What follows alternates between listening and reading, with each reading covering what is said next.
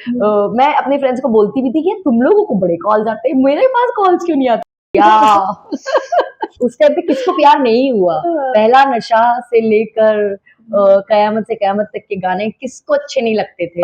Thankfully जिसको मैं पसंद करती थी वो मुझे भी पसंद करता था, लेकिन वो बचपन वाला प्यार होता है ना, वो वहीं रह जाता है, क्योंकि उस टाइम का ऐसे ही होता है कि आप सब सिर्फ हाय बोलने के लिए ही आप सोचते रह जाते हो। जो भी आपको कास्ट कर रहे हैं उन्हें ऐसा लगता है कि आपसे हायर फॉलोअर्स वाले जो प्रोफाइल्स हैं वो उन्हें बेटर बिजनेस दे सकते हैं, उन्हें ज्यादा बेनिफिट कर सकते हैं, तो उन्हें पूरा हक है उन्हें चूज करने का।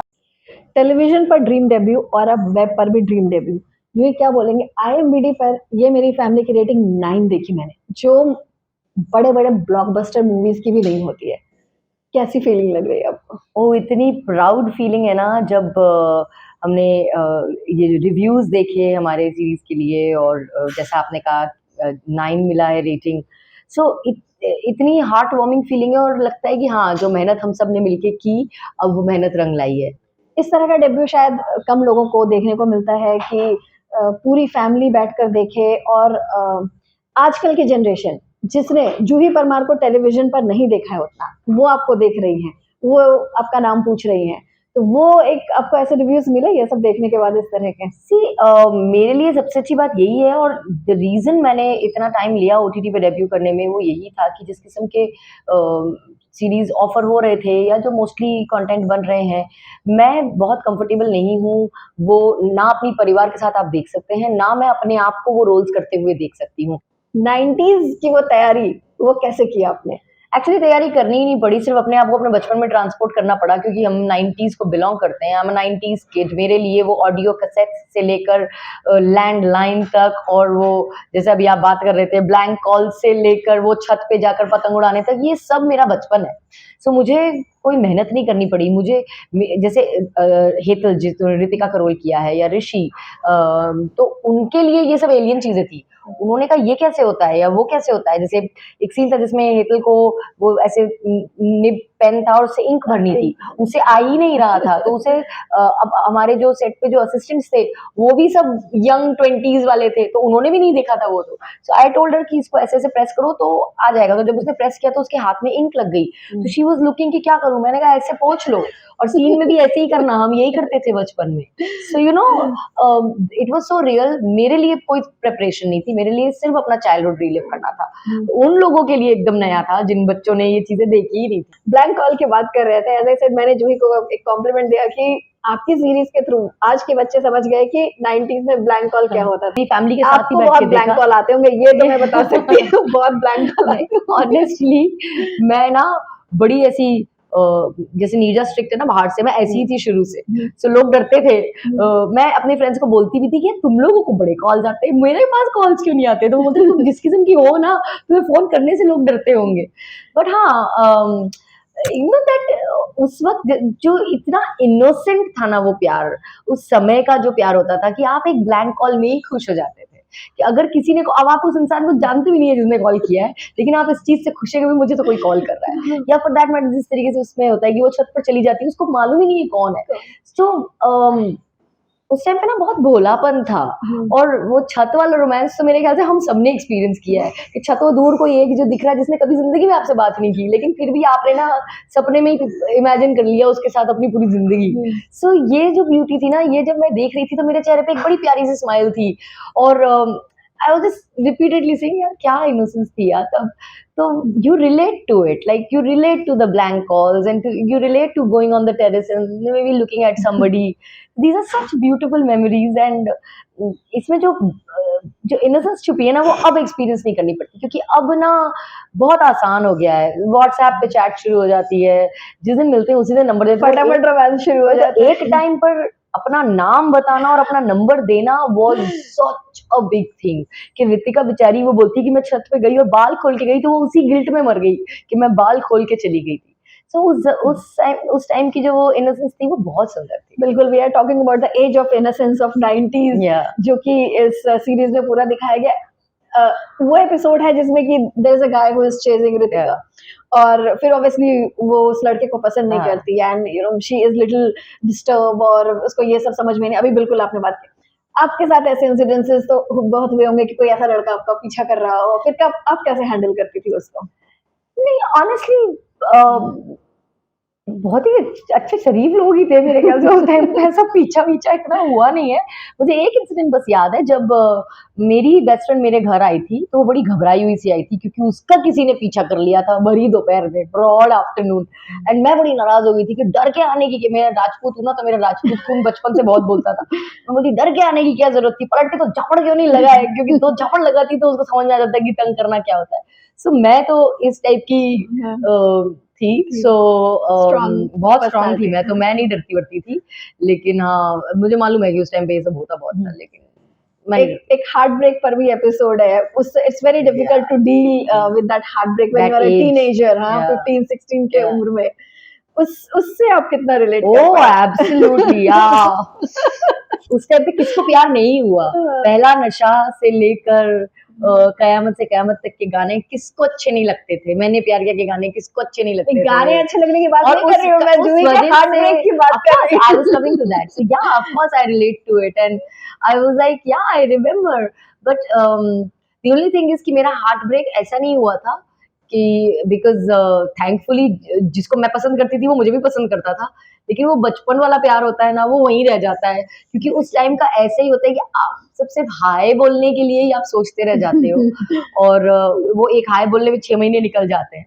And obviously because everybody knows कि मैं बताया हुआ है पहले भी कि मैं I was just 17 when I came to Mumbai and started working.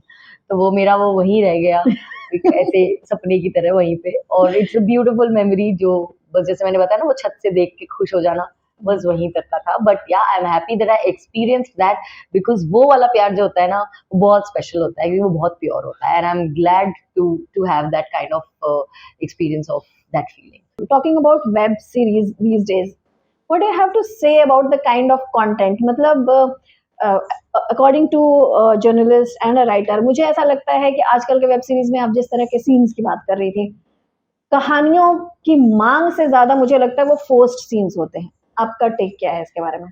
मुझे ऐसा लगता है कि अगर सिर्फ वही देखकर आप एक शो को हिट कर सकते होता, तो फिर ये मेरी फैमिली और ऐसे बहुत से सीरीज जो बिल्कुल क्लीन है, पंचायत, वो हिट नहीं हुए होते। वो it is a breath of fresh air for people, for audiences to be able to see content openly. हमें अपने कमरों के दरवाजे बंद करके कंटेंट देखने की जरूरत पड़े तो हम तो आइसोलेट हो रहे हैं। अपनी फैमिली के साथ बैठकर कंटेंट देख सके, फ्रेंड्स के साथ ओपनली देख सके, या अपने कमरे में भी देख रहे हैं तो फैमिली का कोई आ गया तो आपको एम्बेरस ना होना पड़ेगी, ओ गॉड मैं क्या देख रहा था या क्या सुन रहा था। मुझे लगता है कि एक ये कहीं ना कहीं एक सोच बना ली गई है कि यही हिट होता है, ऐसा कुछ नहीं है। अगर ऐसा होता तो इस किस्म के क्लीन शोज हिट ही नहीं हुए होते। आजकल बहुत ऐसे कंटेंट बन रहे हैं जिसमें ऐसा कुछ भी नहीं है, but still it's gripping, still it's successful. किसी किसी सीरीज की डेफिनेटली जिसकी बुनियाद ही स्टोरी की ऐसी है कि मे बी उसका सेटअप ऐसा है कि कैरेक्टराइजेशंस ऐसे हैं कि आपको वो सीन्स, या आपको सपोज आप ब्रॉसल दिखा रहे हो तो आपको रियल दिखाना है, क्योंकि ओटीटी में सब कुछ बहुत रियल होता है, तो ऐसे सीन्स या लैंग्वेज दिखा देते हैं आप। बट अदरवाइज जहाँ जरूरत नहीं है वहां जरूरत नहीं है। मतलब you have to actually see कि आपके आपके सीरीज का जॉनरा क्या है, और उसमें जरूरत है भी कि नहीं है। जबरदस्ती घुसाने की जरूरत मुझे नहीं लगता है, एंड आई थिंक अब वो बहुत कम हो गया है। आप बहुत सीरीज देखेंगे जिसमें ऐसा कुछ नहीं हो रहा है। I just watched a series called Jubilee, and it was a story of 40s where they are trying to recreate Ashok Kumar's story, और उसमें अलग-अलग सारे एक्टर्स उन्होंने पिक किए थे। एंड मैंने उस सीरीज में देखा कि बहुत सारी गालियां थी। तो फिर मैं सोचने लगी, बिकॉज मुझे हिस्ट्री की समझ अच्छी है, तो मैं सोचने लगी क्या 40s में ये लोग गालियां इस देते तरह की होंगे। इतनी गालियां देते होंगे जो आजकल के वेब सीरीज में है। तो मुझे ये पर्सनली बहुत ही फोर्स लगा। तो now talking about story telling, कि आपको क्या लगता है कि वेब सीरीज का तो एक दौर अब अच्छा खासा, आई मीन 10 इयर्स हो चुका है इसका। 10 इयर्स में वेब सीरीज के स्टोरी टेलिंग में क्या बदलाव आया है, और साथ साथ क्या फिल्मों पे इसका असर हुआ है या टीवी पे इसका कुछ असर हुआ है? No, I really don't think so. These are three separate mediums. Television की अपनी एक ऑडियंस है, वो वैसी है, वो सेट है, वहाँ फैमिली ओरिएंटेड शोज ही है। Film is larger than life, तो वो वैसे ही बनता है। फिल्म में obviously real subjects and real story पे फिल्म बनती हैं, लेकिन film still they are larger than life. You see hero as a hero, You see a heroine as a heroine. You don't see them just as characters. But OTT is a place where the character is the hero.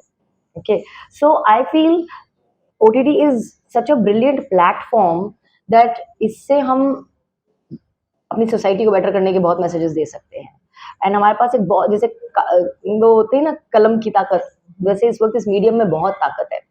As an audience आप किस तरह की चीजें देखना पसंद करेंगे आप फिल्में या बिलीव नहीं करेंगे अगर मैं आपसे ये कहूंगी कि मैं और मुझे कहते कोई खास खुशी नहीं हो रही है, लेकिन मैं बहुत कम कंटेंट देख पाती हूँ। उसका रीज़न ये है कि मेरी लाइफ जिस तरीके से शेप्ड अप है ना, मेरी प्रायोरिटी इतनी क्लियर है कि मैं मेरा इतना टाइम मेरी बच्ची को डिवोट करती हूँ कि उसके बाद ऑनेस्टली मुझे बहुत कम टाइम बच जाता है कि मैं बैठ के कोई अपना कंटेंट चूज करके देखूं। मैंने लास्ट फिल्म थिएटर में कब देखी थी मुझे याद नहीं है, देखी हुई तो शायद कोई एनिमेशन ही देखी होगी उसके साथ जाके। अगर आप मुझसे सीरीज के नाम पूछेंगे या फिल्म के नाम पूछेंगे तो मैं वो नाम ज्यादा बताऊंगी जो मैं अपने बच्चे के साथ देख सकती हूँ, बजाय अपनी चॉइस के। और मुझे लगता है कि ठीक है, ऐसा मैंने कुछ मिस नहीं कर दिया, जिस दिन जरूरत होगी आई विल कैच अप। लेकिन जैसे मैंने ये मेरी फैमिली का सीजन 1 नहीं देखा था, मुझे जब लगा कि अब हमें देख लेना चाहिए काम कर खत्म हो जाने के बाद, so that I know what kind of series I'm part of, तो मैंने वो पूरा सीजन देखा। तो ऐसा नहीं है कि मैं कंटेंट बिल्कुल नहीं देखती, बट मेरी ऐसी कोई फिक्सेटेड चॉइस नहीं है, क्योंकि मैं एक्चुअली बहुत यूज्ड टू नहीं हूँ कंटेंट देखने के लिए। जो होना चाहिए, being a part of this fraternity, I must, but I think right now I know very clearly that I need to give this time to my child, और मैं वक्त नहीं चुरा पा रही हूँ अपने लिए कंटेंट देखने के लिए। I think I have a whole lot of time left to that. Right now my daughter needs me to, I prefer giving time to her. That's great. Social media पे आप बहुत एक्टिव रहती है, मैं भी आपको फॉलो करती हूँ। आप DIY जो आपके वीडियोस होते हैं वो मैं देखती हूँ। ये नेचुरली आप बचपन से करती थी या फिर जब सोशल मीडिया पे मैंने देखा है कि कई एक्टर्स चूज करते हैं मेरा नीश होना चाहिए, मैं ऐसे इस तरह के कंटेंट डालूंगी, तो ये आपका या ये आपकी चॉइस थी? मेरे लिए मेरी चॉइस ये है कि मैं मेरे पेज को जितना रियल रख सकती हूँ वो रखती हूँ। अगर आपने, जैसे आप कहते हैं कि आप मुझे फॉलो करते हो, आपने देखा होगा मेरे बहुत सारे वीडियोस कंप्लीटली विदाउट मेकअप होते हैं। तो मैंने अपने आप को लिमिट नहीं कर रखा है कि मुझे ग्लैमरस ही दिखना है क्योंकि मैं एक्टर हूँ, क्योंकि वो जूही परमार द पर्सन का पेज है जिसमें मैं एज अ मदर कैसी हूँ, एज अ ह्यूमन कैसी हूँ, मेरी सोच कैसी है। मैं एज एन एक्टर, एक एक्टर होना जूही परमार का एक पार्ट है, वो मेरा प्रोफेशन है, मेरी पूरी जिंदगी सिर्फ वो नहीं है। एंड मुझे लगता है कि हमारा सोशल मीडिया पेज जो होता है उसमें लोग आपकी पर्सनल लाइफ में एक स्नीक पीक चाहते हैं। सो मैं वो पार्ट दिखाती हूँ उन्हें जो मैं हूँ। जैसे मैं मेरी फैमिली के साथ जो टाइम स्पेंड करती हूँ मैं वो दिखाती हूँ। तो नेचुरल इंक्लिनेशन मेरा हमेशा से था, and it's not just now. अगर अब मैं DIYs करती हूँ, इसके पहले मैंने ऑर्गेनिक सीक्रेट्स विद जूही मेरा IP है जिसमें मैं किचन के इंग्रेडिएंट्स की बात करती हूँ, क्योंकि मेरा बहुत स्ट्रॉन्ग विश्वास है कि mother earth has got an answer to all our problems. Nature में ना सिर्फ हमें फीड करने के लिए चीजें नहीं है, हमारी स्किन से लेकर हमारे प्रॉब्लम्स को सॉल्व करने के लिए भी दवाइयाँ जो बनती हैं आयुर्वेद में, सब कुछ नेचर से आता है। सो मेरा इतना स्ट्रॉन्ग बिलीफ है नेचर में, I am such a nature lover, कि मैं इस बारे में हमेशा अपने आप को एडुकेट करती रहती थी। एंड जब मैंने पढ़ा तो मेरा इंटरेस्ट बढ़ा, तो मुझे लगा कि अगर मेरा कुछ नॉलेज है तो वो मैं क्यों अपने फॉलोअर्स के साथ ना शेयर करूं। So that is how this whole thought of organic secret started, which turned into my DIYs, जिसमें मैं अपनी किचन और अपनी कुकिंग का भी बात करती हूँ। So everything is a, my social media is a part of Juhi, like everything has got a piece of me in it. मेरे DIYs में भी थोड़ी जूही है, मेरे डांसिंग में भी थोड़ी जूही है, मेरे मदरहुड और पेरेंटिंग में भी थोड़ी जूही है। Everything shows a part of me and that is my page. कई एक्टर्स ऐसा भी कहते हैं कि सोशल मीडिया उनके लिए एक एक्स्ट्रा काम है, प्रेशर है उनके लिए, और वो उतना टाइम अगर नहीं निकाल पा रहे हैं, और सोशल मीडिया पर उनके ज़्यादा फॉलोअर्स नहीं होने से वो कई एक्टिंग असाइनमेंट्स भी उन्हें नहीं मिल पाते। ये आपके साथ हुआ है या आप इसके बारे में क्या कहना चाहेंगे? मुझे सिर्फ ये कहना है कि समय समय के हिसाब से चीजें बदली हैं, लोगों की सोच बदली है। अगर जो भी आपको कास्ट कर रहे हैं उन्हें ऐसा लगता है कि आपसे हायर फॉलोअर्स वाले जो प्रोफाइल्स हैं वो उन्हें बेटर बिजनेस दे सकते हैं, उन्हें ज्यादा बेनिफिट कर सकते हैं, तो उन्हें पूरा हक है उन्हें चूज करने का, क्योंकि after all it's a business, it's Show showbiz. business, yeah. They are working and they are not here for making Charity. anybody happy. They are here to do business. So if they feel that this is going to benefit their business more and this person is going to be more beneficial, they have all the right to choose that person. मुझे लगता है but actors को डरने की इसलिए जरूरत नहीं है क्योंकि अगर आपको अपनी काबिलियत पे विश्वास है और अगर आपने अपनी काबिलियत शोकेस की हुई है तो जो आपके लायक सही रोल है वो आपके पास आएगा ही, इवन इफ आप सोशल मीडिया पर नहीं है। जब जब सोशल मीडिया नहीं था तभी भी हम काम करते ही थे। सो हम तो वो ब्लेस्ड जनरेशन है जिसने no social media to social media वाला टाइम देखा है, हमने वो ट्रांजिशन देखा है, सबसे ज़्यादा एडेप्टेबल जनरेशन है हम लोग। तो मुझे लगता है इसे डरने की या इससे कोई शिकायत करने की ज़रूरत है। आप बस अपना काम करते रहिए। जैसे मैं बहुत से ब्रांड्स एंडोर्स करती हूँ अपने पेज पे और मेरे प्रिंसिपल्स हैं, जैसे मेरा कंटेंट में मेरा प्रिंसिपल है कि मैं इस किस्म का काम नहीं करूँगी, ऐसे मेरे सर्टेन प्रिंसिपल्स हैं, मैं इस किस्म के ब्रांड एंडोर्स नहीं करूँगी जो मैं बिलीव नहीं करती या जो कोई गलत मैसेज दे रहे हैं। So without naming them, it's a fact that I have said no to so many brands because even if I am getting very well paid for it, I will not do it. So it's very easy to pass judgements ऐसे कि हाँ तुमको पैसे मिल रहे हैं ना इसलिए तुम सोशल मीडिया पे हो। No, everybody is not like that. Social media yes is a very important part of our professional life also now, but at the same time it depicts how you are personally.